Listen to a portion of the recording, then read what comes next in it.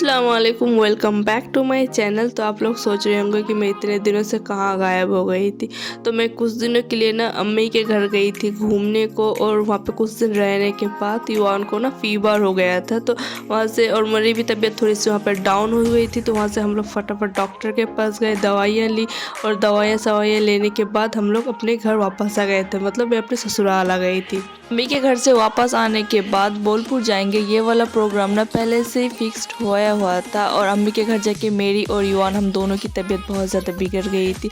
तो फाइनली जैसे तैसे हम लोगों ने दवाई सवाइयाँ लेके अपनी तबीयत को फिक्स्ड करी। और यहाँ पे मैं दूध से मलाई इकट्ठे कर रही थी घी निकालने के लिए, क्योंकि हमारे घर पे जो ठंडे में घी निकाला जाता है ना, वो पूरा साल भर चलता है। तो जी अल्हम्दुलिल्लाह हमारा बोलपुर जाने का प्लान सक्सेसफुल हुआ, वरना मुझे तो लगा था कि हमारा ये वाला प्रोग्राम भी ना धरा ही रह जाएगा। तो जी खैर अल्हम्दुलिल्लाह सारा कुछ मैनेज हो चुका था, और फाइनली कल सुबह सुबह हम लोग बोलपुर के लिए निकल रहे थे। और आज रात को हमें पैकिंग फिसैकिंग जितना भी कुछ था सारा कुछ करना था। तो यहाँ पे मैंने चाय बना लिया था सारे घर वालों के लिए, और युवान को भी यहाँ पे मैंने दूध दे दिया था। और यहाँ पे युवान को देख के कैसा टीवी देखते देखते अपना दूध फिनिश कर रहा है। मतलब ज़िंदगी तो इनकी है ना, पूरा दिन कुछ करना नहीं पड़ता, आराम से पूरा दिन गुजर जाता है इनका। और हस्बैंड यहाँ पे लग गए अपने कपड़े आयरन करने के लिए। वो भी इतने ज़्यादा एक्साइटेड थे जाने के लिए, उनका बहुत दिनों से मन था, और मेरे से भी ज़्यादा उनका मन था बोलपुर घूमने जाने का। और मैंने सोचा कि जब ये अपने कपड़े आयरन कर ही रहे हैं बोलपुर जाने की खुशी पे, तो लगे हाथ मैं भी अपने 2 जोड़े कपड़े दे देती हूँ, वो भी आयरन कर देंगे। तो ला लिया मैंने अपने कपड़े और दे दिए यहाँ पे हस्बैंड को, ताकि वो मेरे भी कपड़े ना अच्छी तरह से आयरन करके मुझे दे दे। और मैं लग गई यहाँ पे पैकिंग शैकिंग करने के लिए। तो सबसे पहले जो युवान का जितना भी सामान था, उनका खाने पीने का और उनका जितने भी एक्टिविटी और जितने भी कपड़े थे, वो सारा पैक करना स्टार्ट कर दिया था। और ये जो नान ग्रो के साथ ट्रैवल स्टिकर बुक मिलता है ना, वो भी बहुत अच्छा है। उनसे ना युवान ना करके भी 1-1.5 घंटा तो इंगेज रहते हैं। और यहाँ पे युवान का दूध का डब्बे में दूध खत्म हो चुका था, तो मैं ये सारा कुछ फुलफिल कर रही थी। और आज शाम को ही ना हम लोग मार्केट गए थे लेने। तो मैं अपने स्वेटर गई थी, पर लेके मैं बहुत कुछ आ गई थी। ये जो ग्रीन कलर का जैकेट देख रहे हैं ना युवान का, ये हम लोगों ने मालदा से खरीदा था कुछ दिन पहले। और मैंने अपने लिए ये लाइट पिंक कलर का जैकेट खरीदा था। उनके अलावा ये 2 कुर्ता खरीदा था। और ये पिंक कलर का कुर्ता जो था ना, उनके साथ पैंट भी था मैचिंग का। और ये हस्बैंड ने अपने लिए ये जैकेट खरीद लिया था। मतलब हस्बैंड का लेने का तो कोई बात ही नहीं था। वो ना खामा खाई अपने कपड़े बहुत ज़्यादा खरीदते हैं, और कपड़े का वेस्ट भी बहुत ज़्यादा करते हैं। मतलब कि उनके पास ऑलरेडी स्वेटर है, बहुत अच्छे स्वेटर है, पर बात ये हो जाता है कि मैंने अपने लिए न्यू स्वेटर खरीद लिया, युवान ने न्यू स्वेटर खरीद लिया, तो वो कैसे पुराने पहन के रह सकते हैं। तो उन्हें भी तो एक नया खरीदना पड़ेगा ना। इस वजह से वो ये नया जैकेट लेके आए फालतू में। तो जी खैर यहाँ पे हम तीनों के कपड़े एक एक करके ट्रॉली पे मैं डाल रही हूँ। और प्लान तो यही है कि ये रेड कलर की जो ट्रॉली है ना, इसमें ही हम लोग सारे कपड़े एडजस्ट कर लेंगे, क्योंकि हम सिर्फ 2 दिन के लिए बोलपुर जा रहे हैं। तो क्या फ़ायदा इतना सारा सामान लेके, क्योंकि सामान को कैरी करना भी तो पड़ेगा ना। इसलिए सोचा था कि एक ही ट्रॉली लेंगे। देखिए हाय बोला, हाय युवान से हाय सलाम दीदा सलाम। चलो बाय। सुबह सुबह 6:40 के करीब हम लोग घर से निकल चुके थे, और हम सबसे पहले जा रहे थे अपने फ्रेंड के घर, क्योंकि हम टोटल 4 लोग जा रहे थे बोलपुर घूमने के लिए। मैं, मेरे हस्बैंड, मेरी फ्रेंड, बेस्ट फ्रेंड और उनके हस्बैंड, मतलब हम लोग टोटल 4 लोग जा रहे थे। और 8:40 या फिर 9 AM के करीब हम लोग का ट्रेन था। मुझे ठीक टाइम याद नहीं, पर शताब्दी एक्सप्रेस ट्रेन था हमारा जाने का। तो वही हम लोग पहुंच चुके थे मालदा स्टेशन। टाइम से हम लोग आई थिंक 30 मिनट्स पहले आ चुके थे। और यहाँ पे सारे बैठ के हम लोग वेट कर रहे थे। और ये देखिए हमारा पूरा सामान, मतलब हम दोनों फैमिली का इतना सारा सामान हो चुका था। और ये वाला ट्रेन जो गया ना, इसके नेक्स्ट ट्रेन हमारा था। फोन पे दिखाया जा रहा था कि शताब्दी एक्सप्रेस 1 नंबर प्लेटफॉर्म में आएगा। और जब ट्रेन स्टेशन पे ढुक रही होती ना, उस टाइम पे बोला जाता है, अनाउंसमेंट किया जाता है कि शताब्दी एक्सप्रेस 3rd नंबर प्लेटफॉर्म में आएगा। तो बहुत ज़्यादा हम लोग के लिए भागा दौड़ी हो गया था उस टाइम पे।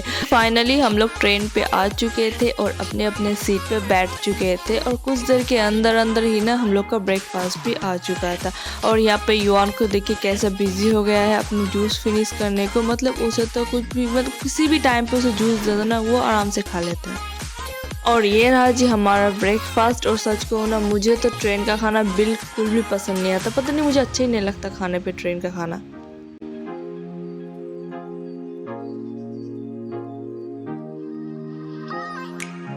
ब्यूटीफुल सा व्यू देखते देखते हम लोग जा रहे थे और युवान ने तो हम दोनों को परेशानी करके रखा था। मतलब उसे तो एक जगह पे ठीक से मतलब बैठना ही नहीं है। उसे उसे तो मतलब ये करना है वो करना है, इसलिए हम लोगों ने ना उसे ये ट्रैवल स्टिकर बुक दे के थोड़ा सा इंगेज करके रखा था। कुछ देर ने हस्बैंड ने इंगेज करके रखा था, कुछ देर मैंने इंगेज करके रखा था। मतलब इस तरह से 50-50 करके हम लोगों ने काम कर लिया था। और अब जाके युवान सोया है। मतलब ये बंदे की टाइमिंग इतनी ज़्यादा ख़राब है ना, क्या ही बोलूँ। कुछ देर के अंदर अंदर लगभग 30 मिनट के अंदर अंदर ही हम लोग बोलपुर स्टेशन पहुंच जाएंगे। इतने देरों से हम दोनों ने इसे सुलाने का इतना ट्राई किया, ये किसी भी हाल पे सोया ही नहीं और अब जाके ये सो गया। तो जी खैर हम लोग बोलपुर स्टेशन पहुंच चुके थे और ये तीनों को देखिए कैसे अब आगे आगे भाग रहे थे और मैं युवान को लेके पीछे पीछे बहुत स्लोली जा रही थी, क्योंकि युवान छोटा है ना तो वो बहुत धीरे धीरे चलता है, इसलिए मैं भी उसको लेके पीछे पीछे जा रही थी। और ये बंदी से तो आप लोगों को इंट्रोड्यूस कराना मैं भूल गई थी। ये जो बंदी है ना, ये है मेरी बेस्ट फ्रेंड, मतलब बहुत अच्छी फ्रेंड है मेरी। और हम दोनों अपने अपने हस्बैंड के साथ बोलपुर घूमने आए थे और हम दोनों बहुत ज़्यादा हैप्पी भी थे और बहुत एक्साइटेड भी थे। स्टेशन से निकलते ही हम लोग अपने लोकेशन पे पहुंच चुके थे और हम लोग आ चुके थे होटल क्लब सेंट्रल पे। और यहाँ पे हमारा 2 नाइट्स का स्टे था और फिलहाल तो हम लोग जा रहे थे अपने अपने रूम लेने के लिए। और मुझे लगा था कि हमारे वहाँ पे ठंड है तो यहाँ पे भी ठंड होगी, क्योंकि ऑब्वियसली दिसंबर का एंड वाला मंथ चल रहा था, 23 दिसंबर हो रहा था आज, और हमारे यहाँ पे ठंड है। और मुझे लगा था कि यहाँ पे भी ठंड होगी, इसलिए मैंने ना वो जैकेट और युवान का ही बहुत ज़्यादा जितना भी ठंड का होता है कपड़ा सपड़ा वो सारा लेके आ गई थी। और यहाँ पे आके मुझे इतना ज़्यादा गर्मी लग रहा था ना, क्या ही बोलूँ। कुछ देर वेट करने के बाद हमें हमारा रूम का चाबी मिल चुका था और फटाफट से हम अपने रूम की तरफ जा रहे थे। तो जी ये रहा हमारा रूम। 1 मिनट में फटाफट से आप लोगों को मेरा रूम का टूर दे देती हूँ, वरना ये गंदा हो जाएगा। ये रहा हमारा रूम और ये रहा बेड इतना ज़्यादा सॉफ्ट और इतना ज़्यादा कोजी था ना, क्या ही बोलूँ। और उसके साइड पे था ड्रेसिंग टेबल और उसके साइड में था सोफ़ा और इस तरफ था फ्रिज था यहाँ पे, और उसके पास था अलमीरा और उसके पास बाथरूम का दरवाज़ा। रूम पे आने के बाद हम लोगों ने लंच किया और लंच करके कुछ देर रेस्ट किया। उसके बाद हम लोग निकल गए घूमने को और अभी करीब 3 बजे का टाइम हो रहा था और हम आ गए थे सृजोनी शिल्पग्राम। और ये भी एक बहुत अच्छा टूरिस्ट प्लेस है सृजोनी शिल्पग्राम। मतलब मुझे तो ये बहुत ज़्यादा अच्छा लगा था, क्योंकि ये पूरा गांव ही ना हैंडक्राफ्ट से बना हुआ है। हर एक कोने पे आपको ना कुछ नया देखने को मिल ही जाएगा। और जब आप इसे घूमना स्टार्ट करते हो ना, तो हर एक कोने पे आपको बाउल गान सुनने को मिलता है, जिससे आपको ये ना बहुत अच्छा घूमना हो जाता है। और जो एडल्ट है उनका एंट्री फी 30 रुपीज़ था और जो बच्चे हैं उनका एंट्री फीस 10 रुपीज़ था। और आई थिंक 4:30 के करीब ये आसपास खुला रहता है। ये अंदर एंट्री होते ही ना एक बहुत बड़ा गेट देखने को मिलता है, जो कि इतना ज़्यादा खूबसूरत से बनाया गया है ना, क्या ही बोलूँ।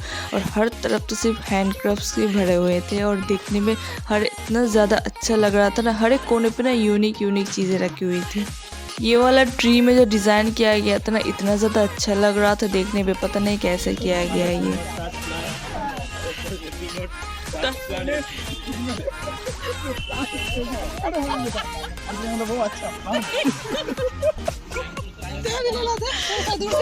और यहाँ पे हम चारों एक ही फ्रेम पे।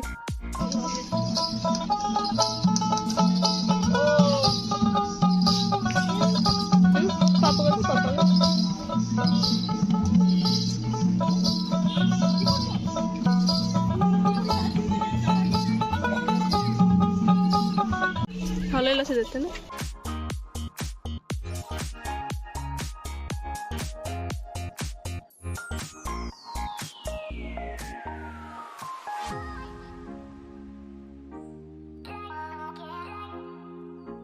सृजोनी शिल्पग्राम के अंदर ना एक छोटा सा हाट बैठता है, जो इनके ही ट्रेडिशन के हिसाब से सारा कुछ मिलता है। इसमें ना कपड़े मिलते हैं, बहुत अच्छे अच्छे पर्स मिलते हैं, बैग्स मिलते हैं और भी बहुत सारा कुछ।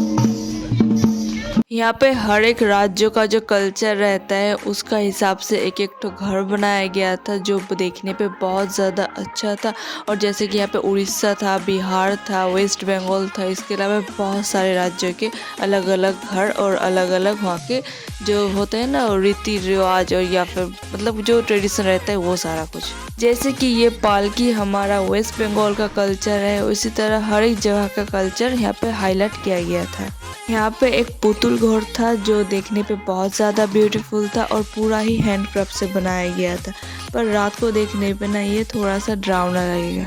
तो जी खैर घूमते घूमते हमारा ये सृजनी शिल्पाग्राम पूरा घूमना हो चुका था और हम लोग यहाँ से निकल गए थे। और निकलने के बाद मतलब कि बहुत देर चलने के बाद हम लोग आ गए थे यहाँ पे मेला, और ये था पौष मेला जो बोलपुर का बहुत फेमस मेला लगता है एक। और ये वाला जो मेला है ना ये पूरे साल पे सिर्फ 7 दिन ही रहता है और दिसंबर के एंड वाले सीज़न पे रहता है। आई थिंक 23 दिसंबर से स्टार्ट हुआ था और 7 दिन चला था। तो वही उसी के हिसाब से हम लोग आए थे क्योंकि हमारा ये मेला देखना ही मेन पर्पस था। और यहाँ पे आके ही ना हम लोग की हालत इतनी ज़्यादा बुरी हो चुकी थी कि क्या ही बोलो, क्योंकि जहाँ से मेला स्टार्ट होता है उससे बहुत दूर पहले ही ना जो रास्ता ब्लॉक कर देते हैं, जहाँ से आप लोगों को चल के मेला पे एंट्री होना पड़ता है। और युवान भी सुबह से जागा हुआ था ना, तो वो भी बहुत ज़्यादा एग्जॉस्ट हो चुका था और बहुत ज़्यादा क्रैंकी हो रहा था और परेशान तो बहुत ज़्यादा कर रहा था। इसलिए ना हम लोग मेला उतना नहीं घूम पाए थे, थोड़ा सा घूम लिया था बाहर से और वहाँ से हम लोग निकल गए थे क्योंकि सोचा था कि आज दिन भर हम लोगों ने बहुत ज़्यादा ट्रैवल कर लिया, तो कल जितना टाइम बचेगा हम लोग घूम लेंगे मेला पे। मेला से निकलते ही हम लोग अपना होटल आ गए थे और रूम पे जाते ही तो युवान सो गया था। तो जी यहाँ तक इतने ही, मिलते हैं आपसे नेक्स्ट ब्लॉग में, तब तक के लिए अल्लाह हाफिज़।